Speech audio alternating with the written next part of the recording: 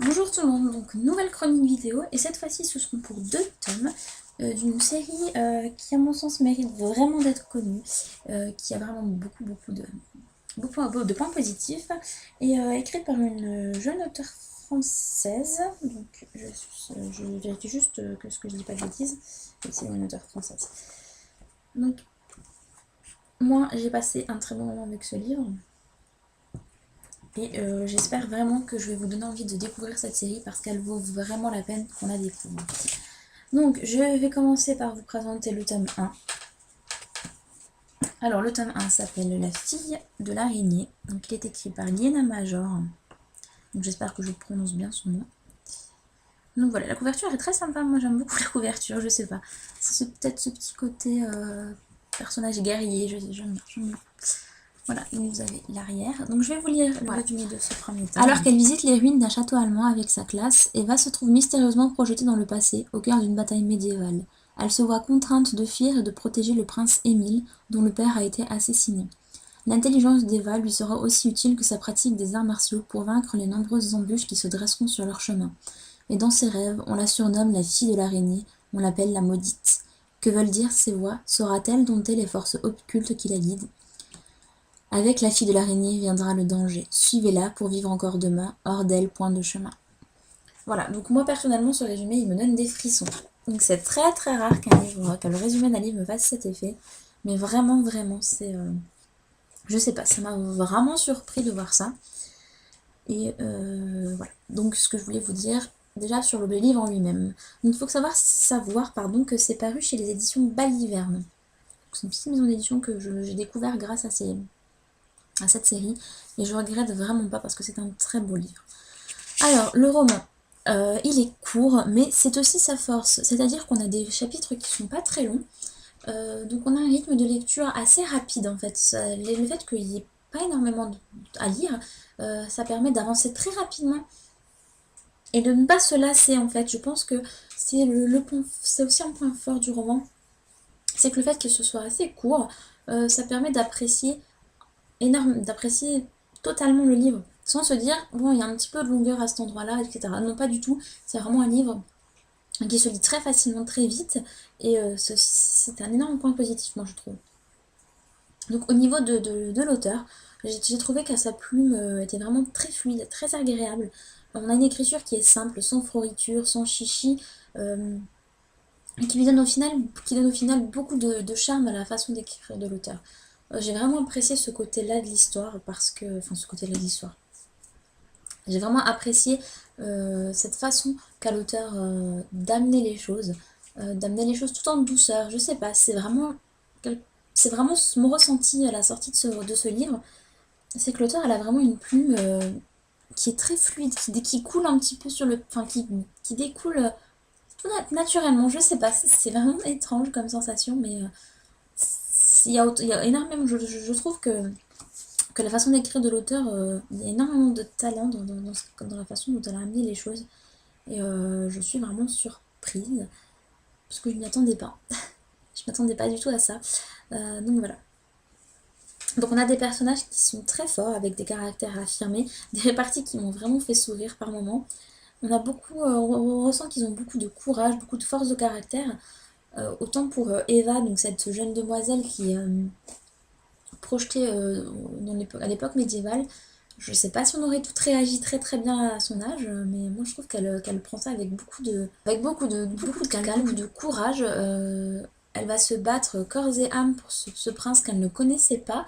Et voilà. Mais en même temps, elle détonne complètement dans cette époque médiévale parce qu'elle a une façon de parler qui nous est commune à nous aussi. Donc qui va choquer un petit peu au Moyen Âge, à l'époque médiévale, qui va un petit peu surprendre, mais moi je trouve que c'est vraiment très drôle à suivre. En plus de ça, il y a vraiment une pointe d'humour qui est ajoutée, et donc on passe un très très bon moment avec ce roman. Réellement. Moi j'ai vraiment adoré. Autant parce qu'il y avait donc ce côté humour, que ces personnages forts, et autre chose, vous verrez en lisant le roman. Donc Eva et donc le prince Émile, donc ils forment un duo qui est assez comique en soi, parce qu'ils sont tellement différents, ils ont des réactions tellement différentes que parfois c'en est comique. Euh, même s'ils sont très différents, étrangement, ils se complètent à merveille. Ils forment un duo. Moi, je verrais pas un autre duo dans ce livre que eux deux. C'est vraiment un duo qui fait la paire, qui fait l'affaire aussi, hein, qui marche très très bien. Et en ça, je trouve que c'est vraiment agréable à suivre. Donc on a aussi une petite particularité, c'est que donc on a un des deux personnages qui a un handicap assez lourd, mais qui malgré son handicap arrive à faire face avec beaucoup de simplicité en fait. J'ai pas l'impression que ça lui pose énormément de problèmes. Et je trouve ça bien qu'on retrouve ce genre de handicap dans un livre comme ça. Autant pour les personnes qui en sont touchées que pour, voilà, que pour montrer qu'il faut en parler, que c'est pas quelque chose d'interdit, qu'il faut pas en parler, voilà. Moi, je trouve ça vraiment bien de retrouver ce genre de handicap dans un livre, surtout dans un livre jeunesse comme celui-là. Donc vraiment chapeau à l'auteur d'avoir pensé à mettre cette petite chose dans le roman. Donc niveau action et intrigue, elle est vraiment très présente. Il n'y a pas un moment où il y a quelque chose de lourd, où on se dit oh, j'aimerais bien sauter quelques pages. Non, pas du tout. Il y a des rebondissements il y a de nombreux rebondissements. On a des révélations jusqu'à la dernière page. Le rythme du roman est vraiment prenant. Moi, j'ai aucun défaut à relever dans ce livre. Voilà, donc je pense que tout est dit dans cette petite phrase. J'ai passé un excellent moment en lisant ce roman et c'est vraiment un coup de cœur. Je m'y attendais pas. Je pensais que je savais que j'allais aimer parce que j'aime beaucoup ce genre de roman un peu presque historique, mais pas vraiment historique, presque. Et là, vraiment, j'ai adoré. Et puis, je trouve que le fait que ce soit pour une fois pas une demoiselle qui soit en détresse, ça apporte vraiment quelque chose. On a vraiment un garçon, parce que je vais pas dire un homme, parce que c'est pas un homme, mais on a un garçon qui a besoin d'aide, et c'est une fille qui va l'aider, et c'est une fille qui maîtrise les arts martiaux, qui sait se battre, qui va venir à son secours, et moi je trouve ça génial. Voilà. Donc le premier tome, La fille de l'araignée. Alors la série s'appelle Le prince des maudits, hein, pour info. Et le second tome s'appelle Émile le clairvoyant. Voilà. Donc comme vous le verrez peut-être, je vais vous les mettre côte à côte. Donc le premier tome est en jaune, le second tome est en bleu. Donc vous voyez, le tome 2 est un peu plus long. Donc je vous en parlerai après. Je vais vous lire déjà le résumé de ce second tome. Alors, mystérieusement projetée au cœur d'une bataille médiévale, Eva a dû fuir et protéger le prince Émile, dont le père a été assassiné par les troupes de Michael de Starkenburg. Après avoir retrouvé Mike, un élève de sa classe qui n'est pas celui qu'elle croyait, Eva devra affronter de nouveaux dangers. Le temps de la fuite est fini, il faut aider Émile à retrouver son titre, il faut vaincre avec l'aide des maudits. Suivra-t-elle les indices que lui murmure la voix de l'araignée? Le cours de l'histoire et l'avenir d'Eva en dépendent. Tisse sa toile, fille de l'araignée, des maudits seuls destinés. Le sable des tours s'écroulera si son sang ne le jointoie pas. Alors, toujours une couverture que j'apprécie beaucoup. Donc avec toujours ce côté un peu guerrier que j'adore. J'adore sur cette couverture cette image de fille forte, d'homme fort, d'un garçon fort également à l'arrière. Mais cette fille qui se met en avant pour protéger le garçon, je trouve ça génial, j'adore. J'adore l'idée. Alors un second tome que j'attendais au tournant et qui m'a pas déçue. Donc c'est vraiment une série que j'apprécie. Enfin c'est pas une série, je crois que c'est une diptyque, donc je crois qu'il y a que 2 tomes. C'est dommage parce que j'aurais aimé une suite, j'aurais bien aimé continuer à découvrir les personnages, mais c'est bien aussi que ça s'arrête assez rapidement, ça évite d'avoir une série trop longue et trop lourde.